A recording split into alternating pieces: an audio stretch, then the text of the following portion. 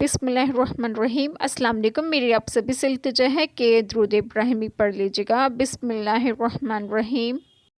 اللہم صلی علی محمد وعلی آل محمد کما صلیت علی ابراہیم وعلی آل ابراہیم انک حمید مجید۔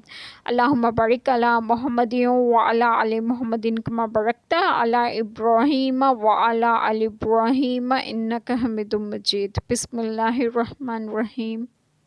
وہی ہے جس نے تم پر یہ کتاب اتاری، اس کی کچھ آیتیں صاف معنی رکھتی ہیں، وہ کتاب کی اصل ہیں، اور دوسری وہ ہیں جن کے معنی میں اشتباہ ہے۔ وہ جن کے دلوں میں کجی ہے وہ اشتباہ والی کے پیچھے پڑتے ہیں گمراہی چاہنے اور اس کا پہلو ڈھونڈنے کو، اور اس کا ٹھیک پہلو اللہ ہی کو معلوم ہے، اور پختہ علم والے کہتے ہیں ہم اس پر ایمان لائے، سب ہمارے رب کے پاس سے ہے، اور نصیحت نہیں مانتے مگر عقل والے۔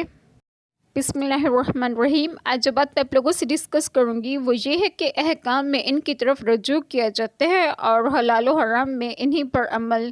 وہ چند وجوہ کی استعمال رکھتی ہے، ان میں کون سی وجہ مراد ہے یہ اللہ ہی جانتے ہیں، یا جس کو صرف اللہ تعالیٰ علم دے، اور جن کے دلوں میں کجی ہے یعنی گمراہی اور بد مذہب لوگ، اور گمراہی چاہنے سے شک و شبہ میں ڈالنا مراد ہے، اور اللہ اپنے کرم و عطا سے جس کو چاہے نوازے۔ حضرت انس بن مالک رضی اللہ عنہما سے مروی ہے کہ راسخ فی العلم وہ عالم بعمل ہے جو اپنے علم کا متبع ہو، اور ایک قول مفسرین کا یہ ہے کہ راسخ فی العلم وہ ہیں جن میں 4 صفتیں ہوں: تقوی اللہ کا، تواضع لوگوں سے، زاہد دنیا سے، اور مجاہدہ نفس کے ساتھ وغیرہ۔ اللہ تعالی ہم سب کے تمام گناہوں کو معاف فرمائے اور ہمیں صراط مستقیم کی راہ پر گامزن کریں، اور آپ سب کو آپ کے گھروں میں خوش و خرم رکھیں اور صحت و تندرستگی بھی دیں۔ آمین۔ جزاک اللہ خیر۔